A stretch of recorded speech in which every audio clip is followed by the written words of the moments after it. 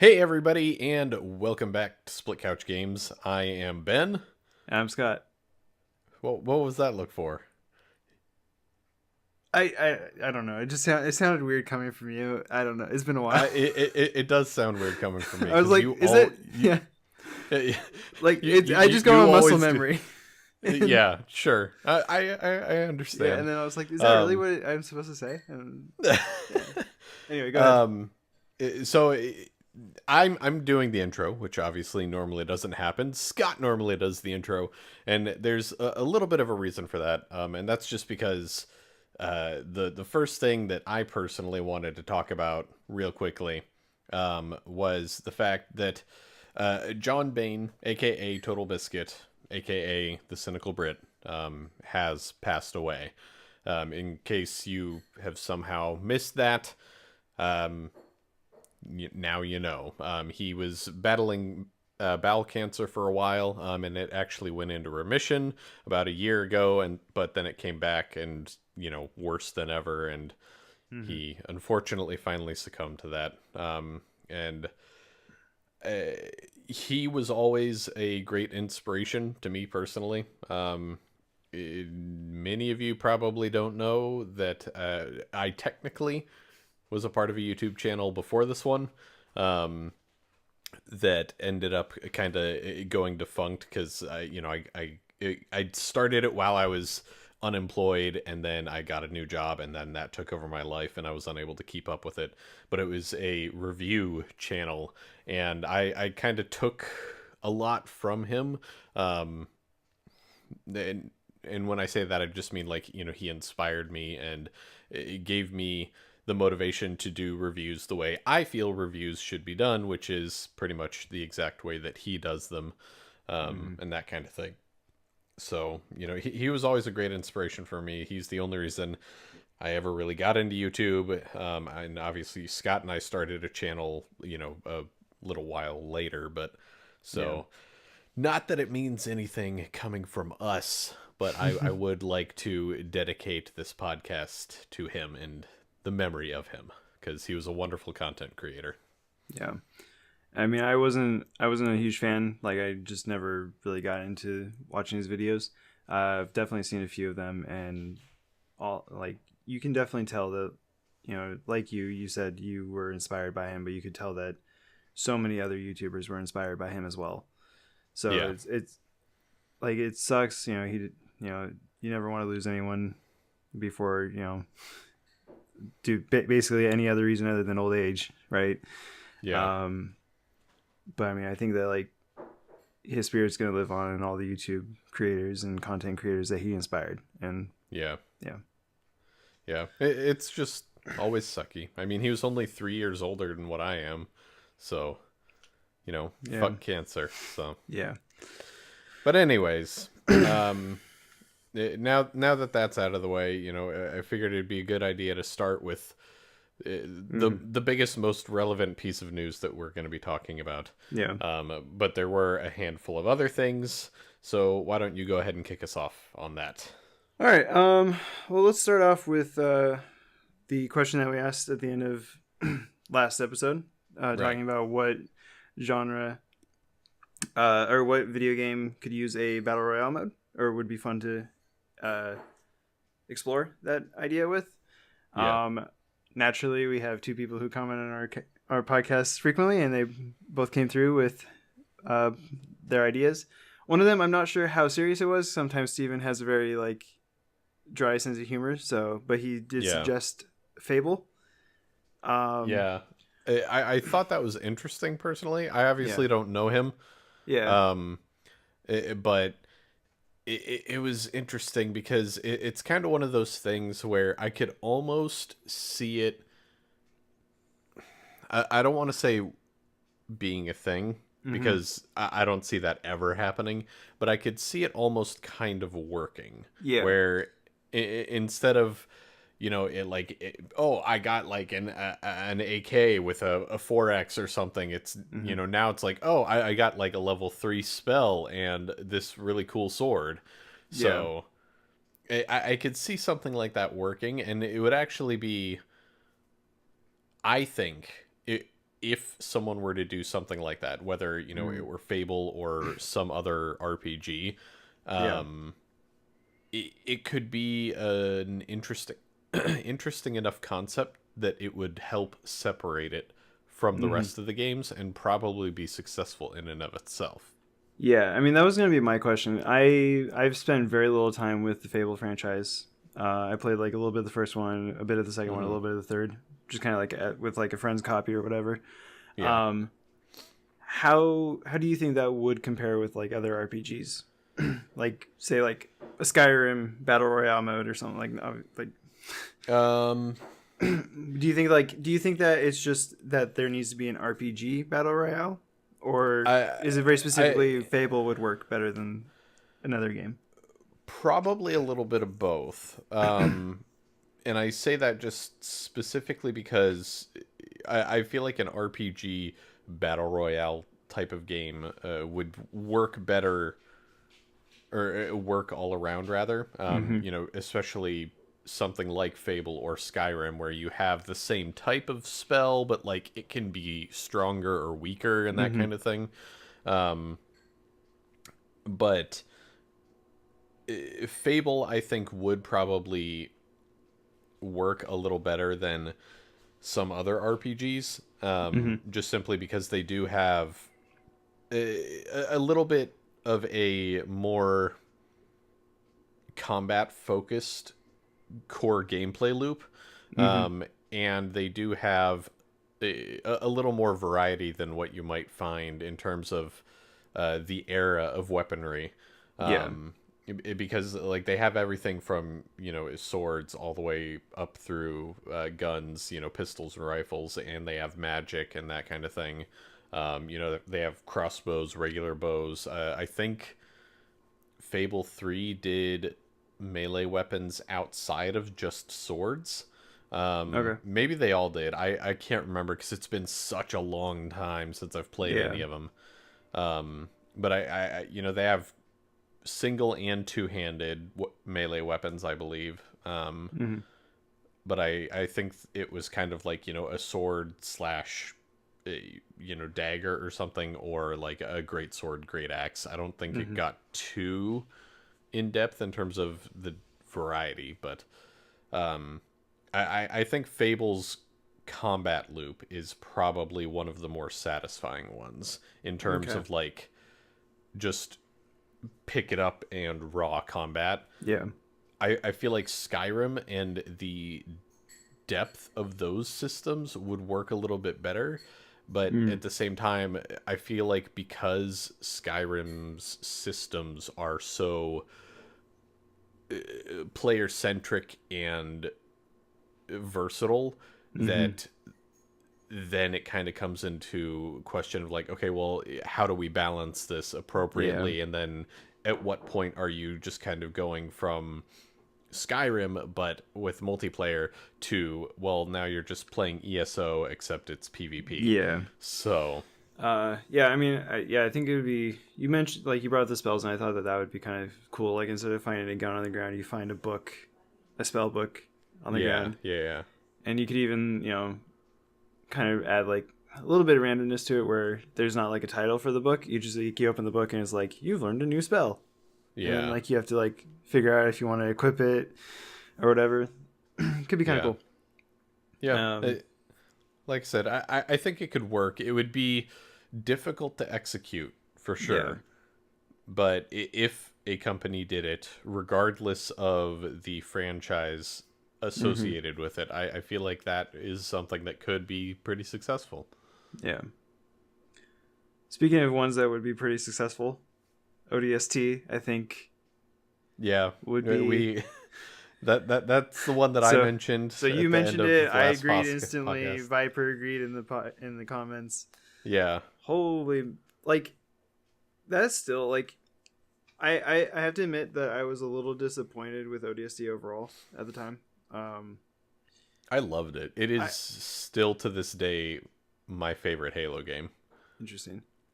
I just there was something about it's been a long time since I played it. It was just like it kind of took me out of it a little bit instead of like I really enjoyed like the missions were fun. Like the actual missions where you were fighting were fun. Mm-hmm. I felt like exploring the city could have been better developed.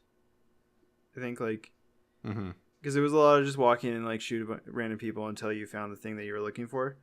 Sure. It almost felt like an extended menu or like a lobby, Yeah. and like I enjoyed the atmosphere, so I kind of like I just remember like I wanted to really enjoy that area because I really Mm-hmm. liked the feel of it. It just never really delivered on what I thought it could. Yeah. But And I, that's a complete aside. and I mean that's a fair assessment. For me personally, like one of the most appealing factors of ODST was the fact that they took away the regen. Yeah, It wasn't just constantly, oh, you're back at full health again. yeah, Um, that was one of my favorite parts because that was something I always hated about video games was that everyone trended towards, oh, well, you mm-hmm. heal back to full. And I understand why that's important in terms of game development. Mm-hmm. Just because if you can design an encounter around the idea of, I know for a fact the player is going to be at full health when they enter this room, then Yeah, that brings many more options to the table in terms of what designers can do for the mission and everything. But as a player, I kind of hate it because it takes a lot of the difficulty out of it, yeah, and it kind of turns it into this struggle almost of, okay, well, do I want to actually play this the way it's meant to be played and mm-hmm. just kind of die every now and then, or do I want to play this game where I like kind of pop out, shoot a Yeah, bit, hide again, regen. yeah, And then when it comes to difficulty specifically, most games nowadays are taking the route of, okay, well, instead of making it hard or like making it harder by, oh, well, before it was like just three really weak guys, and now that mm-hmm. you bumped it up a difficulty notch, it's like three really weak guys and a couple medium dudes. And then, like the hardest is like, oh, well, you get like three max level guys or, Yeah, whatever. Um, and now it's just sort of like, okay, well, the only way to make it harder is for everything to shoot you and just immediately do more damage. yeah. And I don't know, but we're Yeah, already off topic. we're off So topic. That maybe that's a topic for next week. yeah, But anyway, yeah. I think like that free roam area, kind of really expand that. Put some like indoor buildings. I think it would make just for a really cool setting. Obviously, mm-hmm. we know that the Halo combat has always been smooth and Pretty solid and everything. solid. Yeah, Yeah, I mean, I think that we're in agreement here. There's not really much to say. Like, it's just make it. it would be a yeah. Come on, 343. I know you're watching because we're super popular. Yeah, You get on this. If you're not already, you need to yeah, make it. That's like the kind of exclusive that you'd be like, I'm gonna go buy an Xbox for yeah. that. Like, That would be fairly instantaneous. yep. But unfortunately, I think if they were to make one, they would probably like make it with like Halo 5 or Halo 6, like.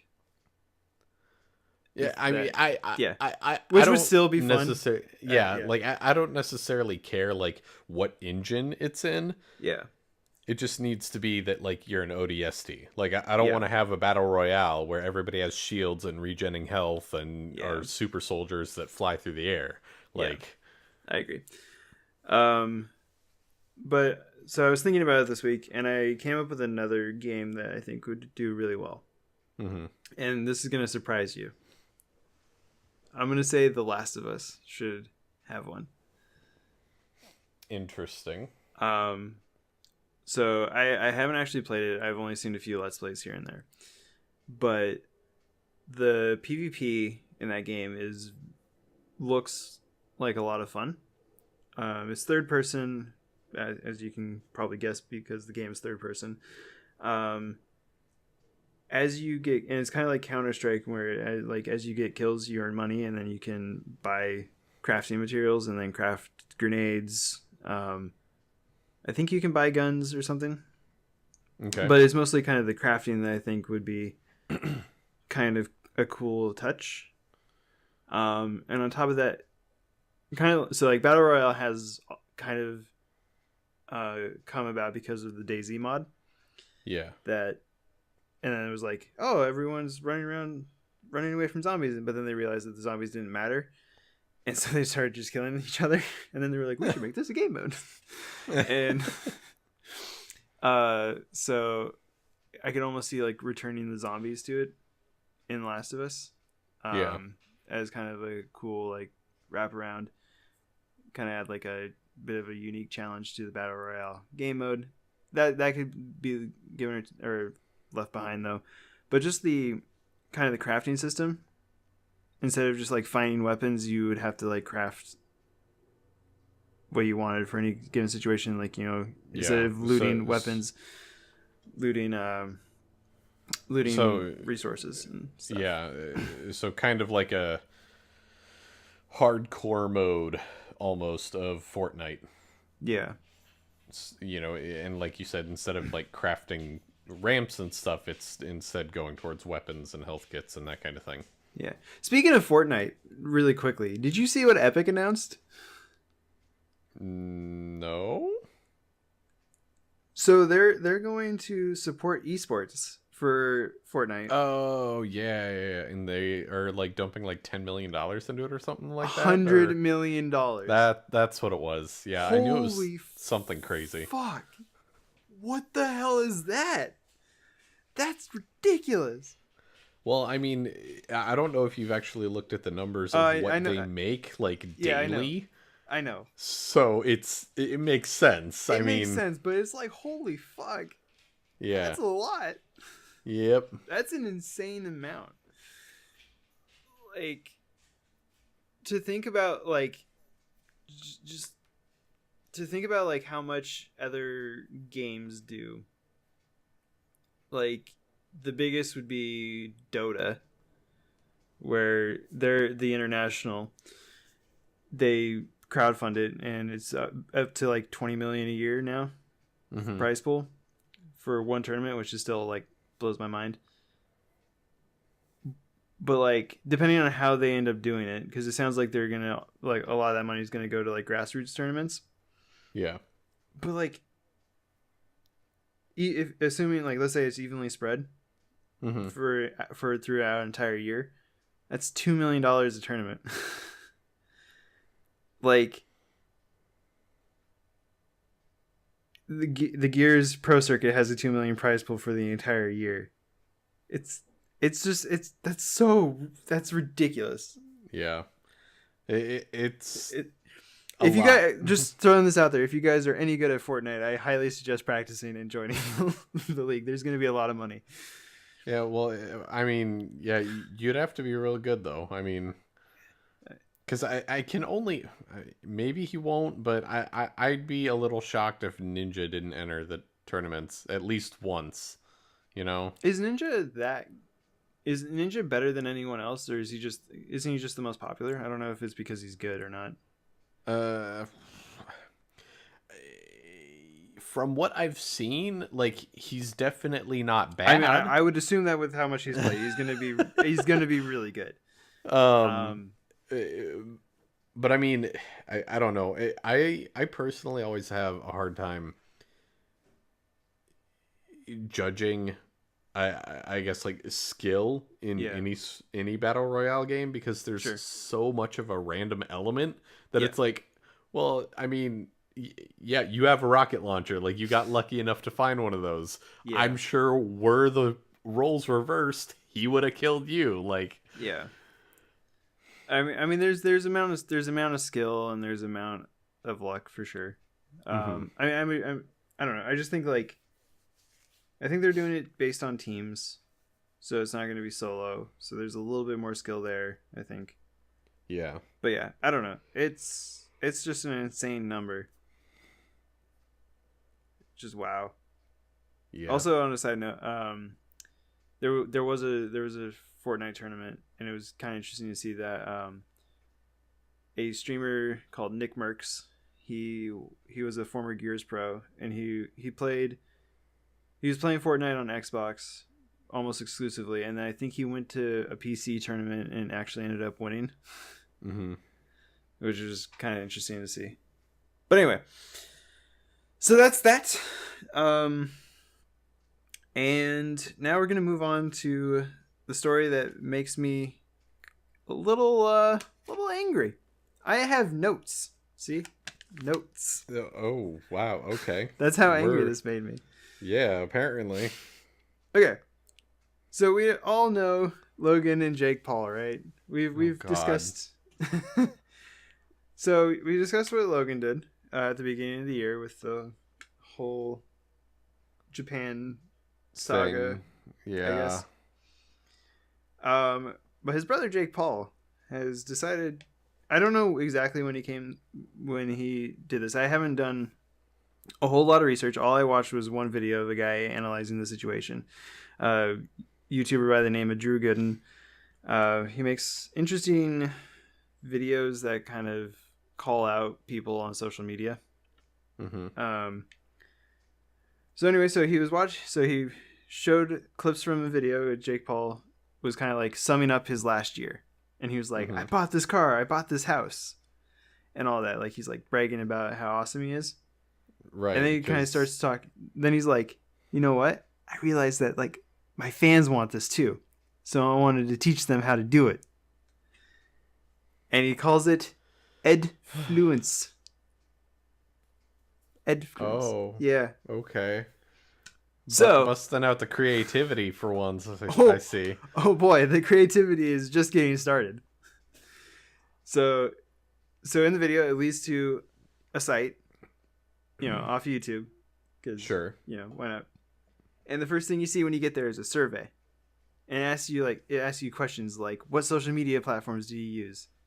What kind of content would you make? And then like there's multiple choice. So like for the type of content, it's like you can do like makeup tutorials, comedy, fitness, and like daily vlogs or something like that, or like the options. Super helpful. My personal favorite question is, what is more important to you, money or fame? Wow. Okay. I mean, I suppose given the two options, I personally would choose money. Because, like, I mean, well, if it came down to, like, would you rather be rich and nobody knows you, or everyone knows who you are, but you have no money? Yeah. I would rather be rich and have no one know me. Yeah. So, let's just... Anyway... So that's the kind of survey questions that you're getting here, which, by the way, has quality. No. Although the other one of my favorite is something like, if you weren't a social media influencer, what would you do? And it was like, join the military, work fast food, or something like that. Was like the other one. It's like a bunch of like undesirable ones, and then it's like the last one is like, I don't want to do anything else. So you finish the survey. And it takes you to the announcement video, which he runs the Team 10 group, which is just him and his friends in the house making videos. So he brags about how awesome they are, right? And then he's like, and then everyone's always asking, how do I join Team 10? And then he's like, well, honestly, you're probably not good enough. Again, like that's not an exact quote, but that's pretty much what he says. Yeah. And he was like, but I had an idea, so I'm starting Team 1000. Oh man. So just what do you think Team 1000 is? Based off the direction that this is going, my guess is this is like him realizing that with all of YouTube's newest like monetization shenaniganery, he's going like, crap, I don't know where to get money. So he's concocted up this scheme to prey on his young, vulnerable audience to just do whatever he wants. Okay. And it'll be under the guise of like teaching them stuff, but like he's gonna get money out of it some way. Okay. Okay. So I'm gonna spoil things for you. We don't know what Team 1000 is. Oh, okay. All because the site just kind of has a Team 1000 tab and it's like more information coming soon. But Good. yeah. But anyway, so in the announcement video, he says things, and these are actual like direct quotes. I wrote them down because they blew my freaking mind. He's basically saying like, "Hey, Team 10 has it all figured out." And so here, like, I have the tips for you. And it's like, if you can't follow the roadmap, then there's no chance you'll make it. Millions of Jake Paulers have already seen this. And if you wait, you'll miss out. If you're not willing to sacrifice Starbucks for a few weeks, then you're not willing to do what it takes. Right? Okay. Okay. So I feel like I've read like better advice out of a fortune cookie, but continue. I mean, you remember what I said when I when I sent the story to you originally, right? When I was like, I've seen penis pill advertisements that were more legit. Yeah. But anyway, so you get through the announcement video, and it's like, okay, you go here to sign up. So based on what it says, how much do you think you have to pay? One-time fee. How much do you have to pay to access it? God, I don't know, and I probably don't want to know. You're sacrificing Starbucks for a few weeks. Just take a guess. For a few weeks. Yeah. So it's really kind of difficult. Just guess. You're gonna get it wrong. You just $200. $200? Wrong. $7. What? Yep. So you plug in your credit card information. You pay $7. One-time fee. It says it. How is that? How is that Starbucks for? Just okay. Okay. So one-time fee. Bam. $7. You're in what is called the inner circle. Yeah. Okay. This sounds like a pyramid scheme already. So you're in the inner circle. There you see a table of contents. There's I think there's like 13, 17 chapters somewhere in there, right? Apparently, being in the first inner circle, you only get access to, you see all the chapters, but you only get access to the first video, which is just like the introduction. That's your $7. To get the rest of it, you have to pay $57 more. What? But so here's what's so sketchy about it. Drew Gooden, who made the video, paid the $7, got access, and he was like, "Oh, okay." And then he was like, "Oh, it turns out once you put your credit card information in, you don't have to put your credit card information in again." Oh no! So when your kid goes to his parents and is like, "Hey, it's $7 to do this," and then they just click the buttons. And then what's funny is when Drew Gooden sent the payment for the $57, it was rejected, and his credit card texted him asking if he still had his card. Good. Yeah. Because like I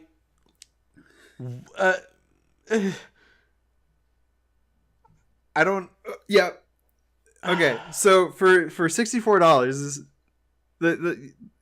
Drew's, because he can't steal all the content. He was only able to do a little taste of what was on there for critique purposes. You want to hear his hot tip for what gets the most hits on YouTube, or how to get a lot of hits on YouTube?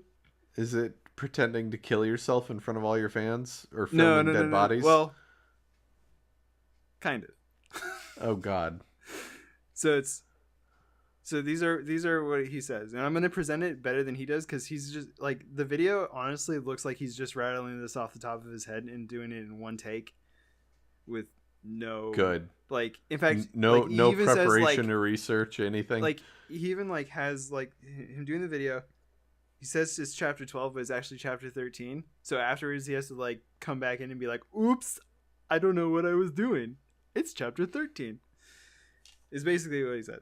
But anyway, so he recommends that you do drama, stories, wild videos with, like, pranks, animals, sad stories, and comedic stuff. Millions of views on YouTube if you do those things. All right. Anybody listening to this, I'm going to give you a piece of advice. And that piece of advice is to never listen to the advice from some rich bag of dicks that's literally had everything in his life handed to him. Yeah. The only reason he and his brother are popular is because they were Disney stars before all of this. And even all of that was probably just handed straight over to them through some circumstance or another. But Yeah. even if it wasn't, even if they worked really hard to get there, their behavior tells me otherwise. Yeah. If you want to be successful on YouTube, do something that you love. Because if you don't love it, you're not going to have any passion. And if you don't have any passion, everybody's going to know. And your content will suck the biggest, nastiest dick in the world. Do not even aspire to be like the Paul brothers. Yeah. They like, honestly, like, they don't, like, they don't have a soul. Like, it's all money. Like, the fact that I mean, like, a so lot again, of this their is all- behavior falls in lines with sociopathic tendencies. Yeah. So, I mean, there's that. But, like, again, this is all, like, allegedly. Like, maybe this is a wonderful program or whatever, and, like, it's actually legitimate. I'm just saying, it's like, legality, for sure. legality reasons, we have to say it allegedly, right? Like, allegedly, yes. allegedly, I this is would a fucking scam, and I can't believe that they're willing to treat their young fans like this. It Right? blows my freaking mind. Yeah. don't- Like honestly, like I said, if anybody listening is like, I kind of want to start a YouTube channel, then find something you're passionate about, make YouTube videos about that. Mm-hmm. A great example is my older brother. He started a YouTube channel a few months ago, Mm-hmm. and he's really passionate about cars. He loves cars. He rebuilt a Supra in his garage, and like he makes videos about it all the time. He already has a few hundred subscribers. Granted, his audience is rather niche, but the point is, he's passionate about it. He enjoys making the videos, and he enjoys like the content in the video. So like, even if he wasn't making a video about it, he'd still be doing car stuff. Yeah. You need to find something like that, and that's what you should make videos about. And if you get to a point where you're like, I feel like I could be performing better, I need somebody to help me out, go to somebody like Matt Pat from the Game Theorists. He is a freaking genius, and if there were a point where I could afford to hire him and be like, hey, what's wrong with my stuff, I would do so. But I'm sure he charges more than what I would be willing to spend right now. So yeah, I mean, I think the biggest thing is that, like, even if you're passionate small, like, I mean, people love cars, and like, the market will be there eventually. There's a great example. Peter McKinnon started a YouTube channel about a year and a half ago. Started from scratch. yeah. He just passed 2 million subscribers. Yeah. And he's a daily vlogger, but he focuses on cinematography. Like, he's kind of similar to Casey Neistat. Yeah. His big break came when he sent out his video. It was like 8 tips to get the most out of your camera or something, and that's what propelled him to a whole bunch of subscribers. And he's probably the nicest guy in the world. Like, and he just goes out and he just films stuff and makes it look really pretty and, like, tells you how to do it. Yeah. And he's got 2 million subscribers. Like, he's one of the fastest growing YouTube channels. and he's not a dick. Yeah. Right? Like, so there's multiple paths to success, and I think there's going, and like, even like Casey Neistat, like, did you know that Casey Neistat didn't monetize his first like 200 million views? No. He just did it like because he wanted to. That's Like he awesome. was, yeah. So like, the more passion you have, the more you're going to enjoy the journey, and it's going to mean more to you than if you try to do something like the Paul brothers do, right? Yeah. Like, yeah, I don't know. Anyways, That's my rant on that. yeah. Well, I feel like both of us could rant about that for a very long time, Mm-hmm. for a lot of different reasons, really. Yeah. But this podcast is already getting a little bit long in the teeth. So, Yeah. was there anything else? I felt There like was there one more was. stuff that I wanted to talk about. Mhm. But it's probably going to be too long. But if we can try to like get it done really quick. YouTube is testing out changes to the subscription feed on YouTube, going Yeah. away from chronological order to them trying to apply an algorithm to tell you what you would want to watch within your own subfeed. Yeah. People are freaking out because it's like, okay, the subfeed is my place. This is what I've chosen that I want to watch. Don't mess with it. Mm-hmm. And YouTube's like, nah, it's just an experiment. And I'm like, I'm sitting here, I'm like, no, it's not an experiment. Like, you guys are gonna put this in eventually. Mm-hmm. Like you're like, we're just experimenting. Like, why are you experimenting? Because you want to put this in. Yeah. And I thought about it, and it finally like it clicked to me that YouTube only cares about YouTube, no matter what they say. Like, yeah, they care about their creators because then they make them money, but they don't care which creator they care about, if that makes sense. Yeah. Like, all they want, they don't care about the consumer. They're like, oh yeah, we just want to get you content that you want to watch. They don't care what content that is. They just want you to, they're trying to manipulate you to watch as much content on their platform as they can. Exactly. And they don't care if it's us. If you know, if they think that you're going to watch a bunch of our videos, they're going to put that out there for you. If they think it's going to be a bunch of Paul Brother videos, they're going to put that in front of you. Yeah. And it like, I don't think I can word it properly, but it's just, it's so weird to think that like, It makes sense, but it's shitty. yeah. Yeah. And, I get it. Because I mean, their business, they have to do what businesses do, which is worry about their bottom line and try to make as much money as possible. I mean, yeah.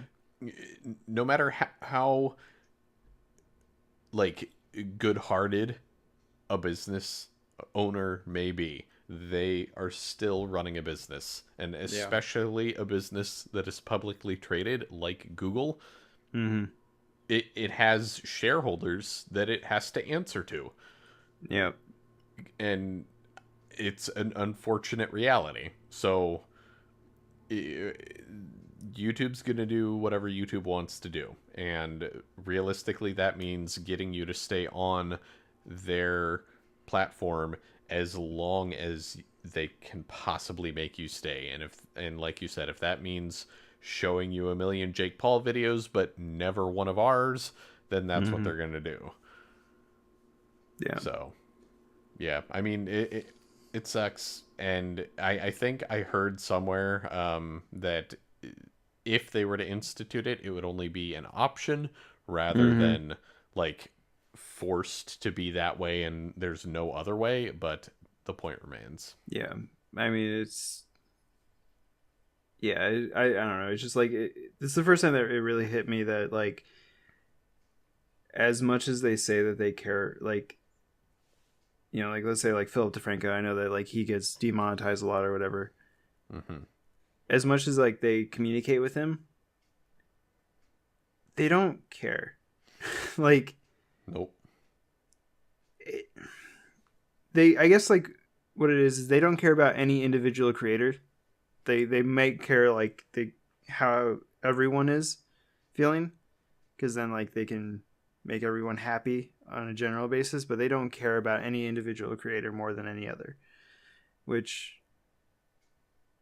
sounds fine, but it's like a really scary thing that like they could just be willing to screw over a bunch of creators in order Yeah. to bring up another set, Yeah. which Well, I has mean, happened, yeah, obviously. I was gonna say that that's literally the history of YouTube. Yeah, Is there are droves and droves of creators that just because of algorithmic changes and that kind of thing, yeah, they get a fraction of the views that they used to. yeah. But yeah, so be on the lookout for that if in case like they change it without you knowing or whatever. Like maybe it will like Ben said, I heard that as well, that it would be an option. But if they happen to click that option for you, be on the lookout for that. Yeah. Yeah. If you want to hear more of us ranting about things and Jake and Logan Paul and that kind of crap, then make sure you make sure you smash that like button and subscribe and ring the bell and Be part of the notification yeah squad. and stuff.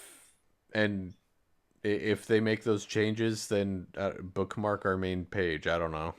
Next thing you know, they're just going to be like, we're randomizing URLs. There's a 50% chance that if you go to Split Couch Games, you're going to Logan Paul's channel or Jake Paul's. Is Logan Paul banned from YouTube right now? I have no idea who I care about them so little that if someone came to me, like if I read that they were like murdered in cold blood, I would probably laugh. That seems a little excessive, but I see where you're going with it.